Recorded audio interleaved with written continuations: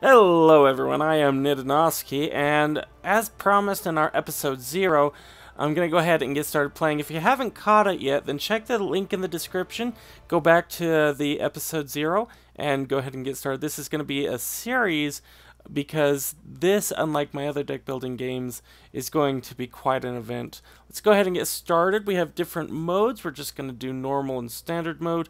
You can have a roguelite or roguelike experience, and you can of course have different difficulties. Now, as I said, I'm not really going to go over the story so much. The story is not procedurally generated. It's basically the same story every single time. So we're gonna help out the guard. Basically, in the prologue you learn that every continent is heavily cursed. Every continent is gonna have a big bad. And in this one, we have to stop the big bad to save the curse. And here in the guild hall, we're going to get our first party member. We can have 3, but right now we're only going to have our first one. We can have Alphonse, Bertram, or Lucius, or we can get a random one. I'm going to go random. My instinct is to go with Bertram, but because I'm going to be doing a summoner with Ida as well, I'm a little hesitant to get Bertram. So let's go ahead. We do that, and we got Lucius. What kind? Lucius the Sword Hand. Okay, so where Ida doesn't have a lot of advantages over here, at most we have a +1 in Dex, Int, and a +0 in Strength. We're going to have a +2 in Strength over here, and a weakness in Intelligence. And so our third character, when we get them, if we can choose someone who's a little bit better with Int, we may want to go that. But let's go ahead. We are ready to continue. We're going to go help the garrison deal with some problems. So anytime we go onto a node, and we're going to go all over the place, we have advantages and disadvantages that can happen. In this scenario, we have improved initiative. Let's see. Alright, so AP, I mean, if you've been watching my other videos, most of the deck building games out there have a very strict amount of energy or AP or all sorts of things that you can use, and 3 is pretty standard. So we can use all of this, and it actually gets stronger the more that we use. But I'm going to apply vulnerable first. And he had a trigger ability that when I attacked, I got to ultimately have him do a free attack. Now this garrison member isn't going to stay on our team permanently. Going to get some guard up since I'm in the front row, and then make that attack. Let's go and finish you off. Yeah, we're going to get another party member, and then we're going to get access to more party members. One note, if you don't pick Ida, I actually have not seen her become available. I haven't beaten the game, but I have not seen Ida become available outside of... Yeah, let's do that. Outside of the initial pick. That doesn't mean she won't, because that part does seem to be, if not random, then based on who you initially select. So here's another aspect of this game. We get to include weapons or armor that add cards directly into our skill deck. Now that being said, we can get feats mastered. Can use medium armor, and attached skills on these items types can be removed from your deck. So we can master something to gain the benefits of the weapon without kind of filling our deck. And more than almost any other deck builder, this has the potential, if you don't know what you're doing or if you don't understand the systems, to utterly fill your cards or your deck with cards that just aren't that useful for you. So let's go ahead. Restless Dead. Heroes have +18 initiative. We have some more story. Go ahead and pause the video when I hover over something if you want to read the story. Let's see. And then we're going to boost our defense. Okay. So, each of these pets, you can see I can summon them really anywhere, which is an advantage I have over Bertram, who has to summon his things adjacent. But depending on what I summon, it's going to take all of my AP, unless I can master these, and then they'll have specific attack patterns. The wolf can only attack directly in front, and the Spirit Hawk can attack the front lane and the adjacent lanes, and it also starts channeling for us, which honestly for us in our current build doesn't really matter, but it can cause issues, or not issues, it can cause an advantage if we go a certain type of druid. I don't really need to defend because of Lucius, so I'm going to put the spirit animal there. And you can see it's added up here to our initiative line. It's going to go, and they each attack a specific unit. And you're going to learn this as you play, that if you summon things, they're going to have their own priority targets. The bird tends to always attack the back row. Oh, I love this. Lucius has openers. An opener will reduce the AP cost of a non-opener by 1, so you can see everything costs 1 right now. Going to do that, and suddenly parry is free. Gonna finish that, and we'll parry one more time. It lets me play additional cards. Really quite fun. Now we have the Spirit Bear. Spirit Bear attacks very similar to the Hawk, and it will get aggro. If you want to see the cards that you have, you can right-click, you can hover over that. If you do right-click or left-click on a character, just click the portrait over here on the left side to go back.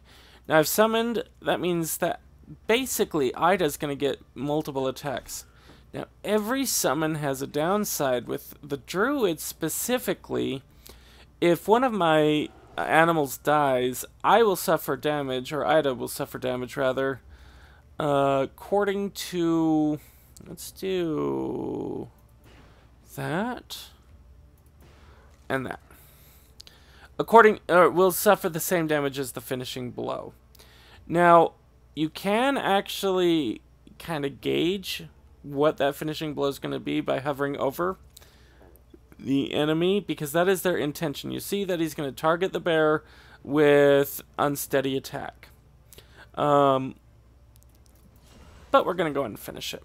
Great game so far. We're going to level up soon. We have, let's see, +1 to int-based challenges, which we do struggle with Lucius, grants precognition, and draw +1 card every 5 turns. Not really that great, but because we don't really have an int counter, let's go ahead and equip that, because I have a feeling I'm going to be improving dex where I can with Ida. Dex or strength. Now, you see the color of these cards will either be blue, green, brown, or I believe also gray. And so if they're green, they're boosted directly by dex. If they're brown, they're boosted directly by might, and of course blue is boosted directly by int. I don't want this archer to really attack me at this time. It's going to sharpen and block, so we don't need to worry too much. Okay. We are going to be targeted a little bit, but we can build the parry up. Spirit Wolf. I know I'm going to get targeted.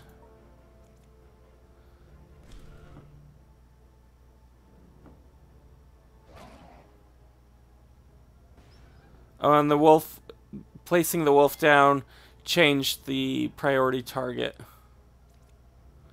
Okay. Let's do that. Let's do that.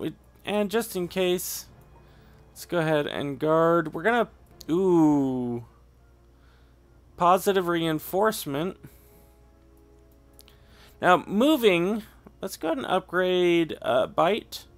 And so we can see that bite will now cause bleed, which is great because the Wolf's Soul Link directly increases damage, not Soul Link, the Animal Instinct damage through the critical for every 3 bleed on all enemies. So Wolf causing bleed actually does help. And also moving costs 1 AP per space, and you can move diagonally or orthogonally. So let's go ahead and grant you some of that guard. Okay, and you had that trigger. Alright, and so far guard is holding up, which is great because you basically have to return to town for most healing. Let's do that. And then we're just going to parry. Alright, 12 damage and add a bleed. Now I'm going to go ahead and do that. And maybe that was a mistake because she's going to take some damage. Oh no, she's not. He's just going to block. I should have checked the intentions first. Now, after all actions have taken, you've probably noticed the enemy moves around. And your allies will actually move around too. Okay, gain 3 guard and 4 thorn. This is a gray ability. It costs 0. It's actually really, really, really great to get early on. And we're going to definitely do that. I don't really need Hidden Blade, so we're not going to worry about that. And here's our level up system. So you're going to get random grids, and these grids will expand. You can see these little lines going out. If you're familiar with the grid system of Final Fantasy 12 or even the sphere grid of Final Fantasy 10, it has a similar feel. And so you can see I can increase our stats. I can draw from those talent trees I explained about in episode 0. Again, if you haven't seen that, go check it out if you want to know a little bit more about each of the classes you can pick. And so here, we can also discard cards or master cards, which is to upgrade them. Let's go ahead and do some animal kinship. Now, a couple of things. We have these fates, so if I wanted to redraw, I could absolutely redraw. Let's see. Or we could get the skill exchange, which allows us to flat out exchange one of our cards for another random draw, which can keep our cards low. I'm not... What does that upgrade into? A 9? We're not really going int based. What about that?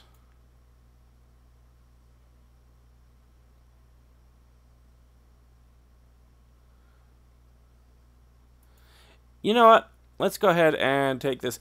Trigger and passive abilities will stay in your hand for triggers until they go off passives indefinitely. But they do affect how many cards you draw, so keep that in mind if you get some triggers. And then you can just go ahead and click on the other party members. I'm liking the swordsman. I want to get up here to maybe master something. I do like leadership as well. Let's go ahead. We're going to go swordsmanship. So when you use a finisher, reduce the cost of a random attack in your hand by 1. That's nice. Going through our cards might be nice as well, particularly if we go with openers. So I'm going to, well, I'm actually going to go with the exchange. And then to use that, you just use that here. Let's see what we can get besides slash. We can get rend, which is not bad at all. It supports our bleed theme. But we can get keen strike. I love keen strike. It is such a wonderful card to have. Okay. So let's go ahead and get to our event. And here's the little D&D part that we can do. So we're given choices. The choices are always the same, so you know what you're getting into. So we can search for another point of entry or force the door. Either way, we're going to have a 50% shot. And we could pick a skill and basically make it a useless card temporarily to boost the skill. But right now, I need to roll a 10 or better because I have +1 to succeed. I'm not going to boost any of my skills. If we fail, we fail. Got 11. Results as 12. We succeed. We get bonus experience for whoever tested that out. And then we get another one. We can either take out the bandit in the back or take the 2 bandits watching the door. Let's go ahead and do that. This time, we're going to go with Dex, and it's a much easier chance to succeed. Yeah, let's go ahead and roll with you. We pass. Lucius gets experience. You see he got less experience. Ultimately, it was easier to do. I can understand that. And so we took out the leader. It's going to have a direct impact on what we do next. So, I'm going to open up with Keen Strike, which is great. We're going to boost both of our might and go with a parry. Now, what are you planning to do? You are planning on hitting him, but you're just planning on blocking. I can live with that. Let's go ahead. Summon our Baron. That's going to change your intention, yes? Yep, but the bear's going to kill you, more than likely. End our turn. Oh, no, not quite, but the bleed will kill you. Okay, I should have probably done the bear there. Oh, well. Okay, let's move up.